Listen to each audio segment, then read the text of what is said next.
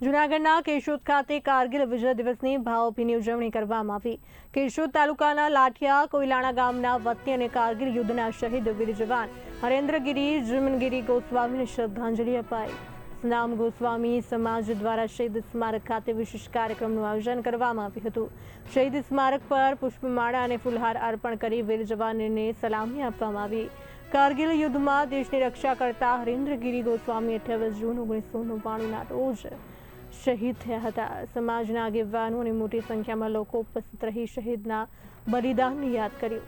દેશની સુરક્ષા માટે પ્રાણ ન્યોછાવર કરનાર વીર જવાનની વીરતાને દેશભક્તિને સૌએ નમન કર્યું।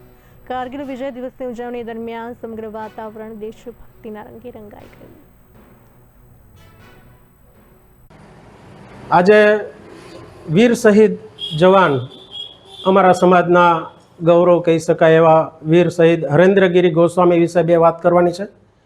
અમારા ગોસ્વામી સમાજમાં કેશોદના કોઈલાણા ગામે જન્મેલા જમનગીરી બાપુના ઘેરે જન્મ લીધેલો એવા 1977માં જેમનો જન્મ એવા હરેન્દ્રગીરી ગોસ્વામી જ્યારે પાકિસ્તાન ઘૂસણખોરીઓએ 1999માં કારગિલ યુદ્ધ જ્યારે છોડાયું ત્યારે અમારા હરેન્દ્રગીરી ગોસ્વામી આપણા દેશનું ગૌરવ કહી શકાય એ રીતે એમણે અદમ્ય સાહસ દાખવી અને કારગિલ યુદ્ધમાં 9 જવાન જેમની માત્ર 23 વર્ષની ઉંમરે એમણે શહાદત વરી પાકિસ્તાનીઓ સાથે લડતા લડતા તેઓ 28 જુલાઈ 1999ના રોજ શહીદ થયા।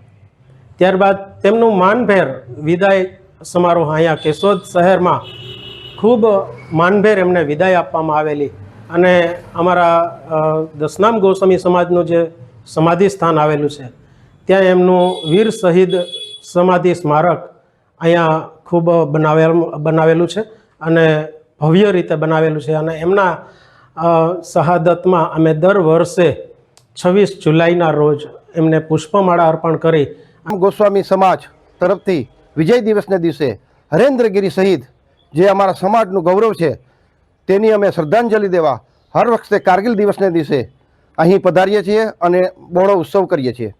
આ દરમિયાન તેમનું મોટું સ્મારક બનાવેલું છે અને જ્યારે પણ અમારા દસનામ સમાજનું ગોસ્વામીનું સમાજનું કોઈ પણ કાર્યક્રમ થાય છે ત્યારે પહેલાં હરેન્દ્રગીરી શહીદને અમે યાદ કરીએ।